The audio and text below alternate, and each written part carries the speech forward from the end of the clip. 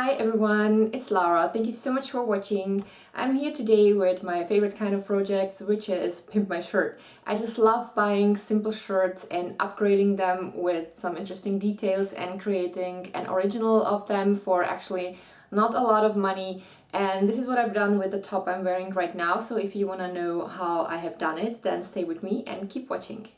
Before I start, I like putting the shirt on because there's always the place where the pointy part of your bra stops and where the straps start, and this is exactly the place that I want to mark so that I don't cut below this place.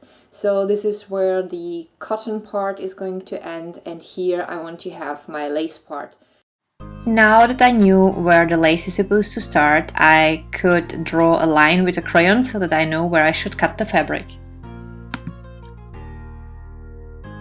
Next, I put two pins through each side through the entire shirt, because what I wanted to achieve is that the line where the lace starts in the back is supposed to be at the same height as in the front, and that helped me. I turned the shirt over and I have seen the places where the pins came through. I marked at places and then I was able to draw a line as well.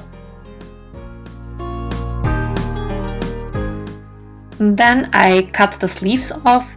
The correct way would be actually to open the stitches, but I accounted the amount that I have cut off for the seam allowance, so it didn't matter here. I took one of the sleeves and cut it open at the place where the seam was, and then I also made a tiny little small cut in the front so that I know where the front side is, and I also made a small cut at the place where the sleeve was aligned with the seam on the shoulders.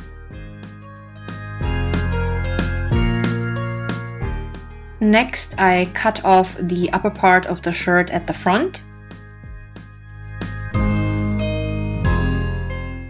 Then of course also at the back, and then I cut both parts apart at the shoulder area. Then I was left with two parts that could serve me as a pattern for my lace. Next, I measured the bottom part of the shirt. Then I knew how much lace I'm going to need for the bottom part of my shirt. Once I decided how long the lace on the bottom is supposed to be, I cut one stripe for the front part, and then I copied it so that I have the same thing for the back part of my shirt.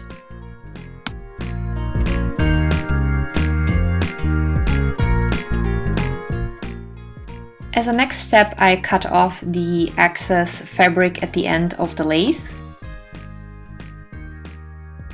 And once that was done, I pinned both ends of the two stripes together. So this is what I'm gonna have here at the bottom of my shirt.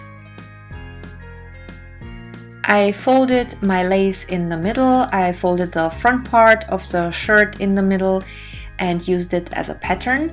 And when I was cutting the lace part out, I accounted for seam allowance. I like folding those parts in the middle because very often the shirts we buy are not perfectly symmetrical, and that way you can make sure that your shirt is going to be symmetrical. Obviously, it was the same procedure for the back part of my shirt, only this time I made the neckline a tiny bit lower than on the original shirt.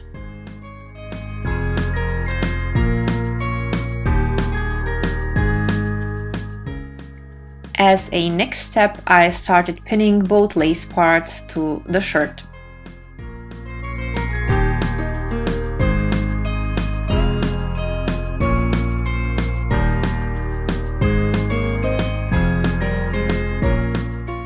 This is the stitch that I have used for sewing on of the lace parts on my shirt, and here you can see my settings. Once the lace was sewn on, I folded the fabric so that when you look through, then you see only lace. That means I folded the fabric downwards.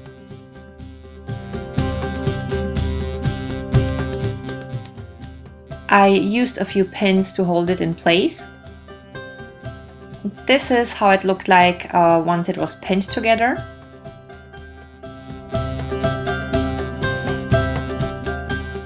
And I have sewn this time with an elastic straight stitch. You can see also my settings.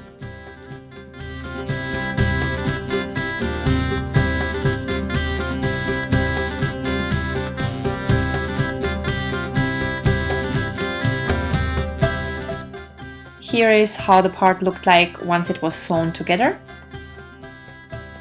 And as a next step, I started pinning both shoulder parts.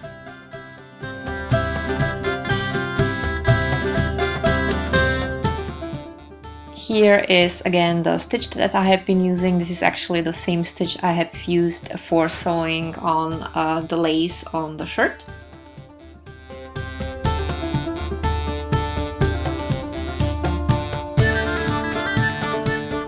Once I was done, I took the pins off and I cut back some excess fabric.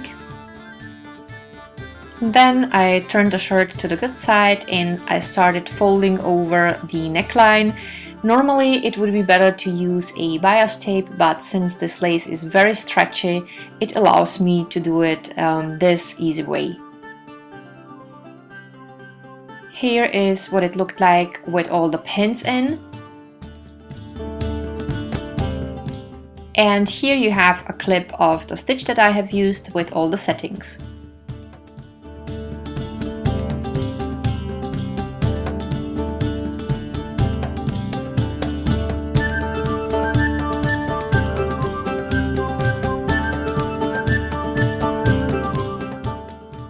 For the bottom part of the lace, I have used the stitch number 24 again, and here again the same settings as before.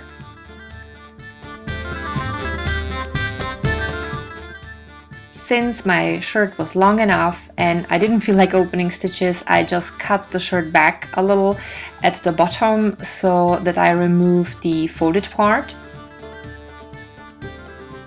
And once that was done, I started pinning the lace on the bottom part of my shirt, and I put the pins again in 90-degree angles to the line so that I could leave them in while sewing.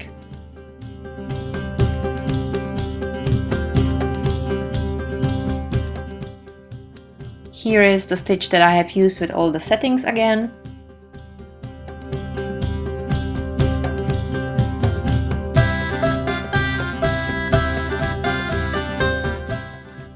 I carefully cut back any excess fabric once that was sewn together.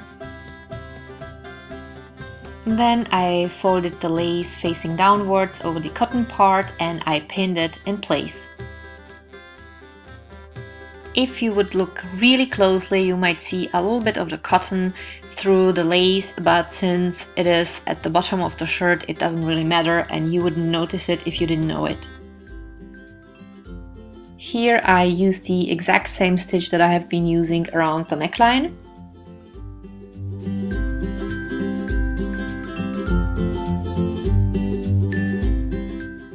Now the only thing that was missing were the sleeves, so I used one of the sleeves that I cut open as a pattern, and of course I accounted for enough seam allowance.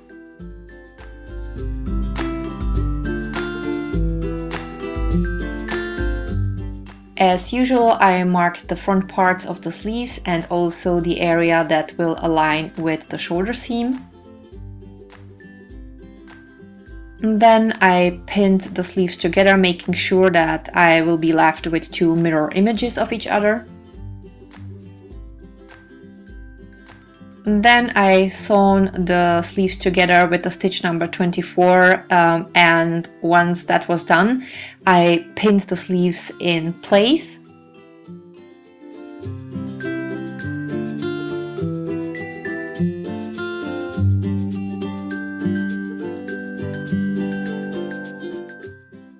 This is how the sleeves look like once they are pinned on the shirt.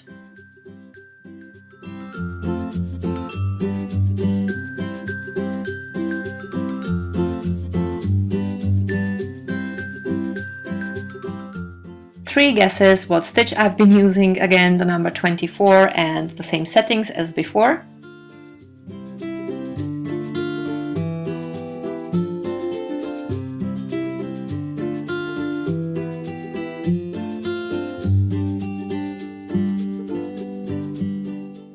Once I cut back the excess fabric, I started folding over the edge of the sleeves and pinning it in place.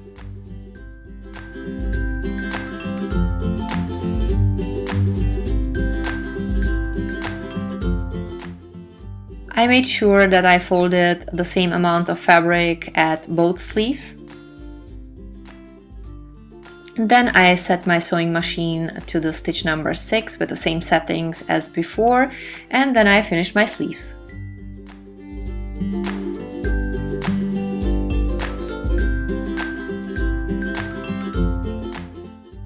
Here is what the sleeves look like once they're done.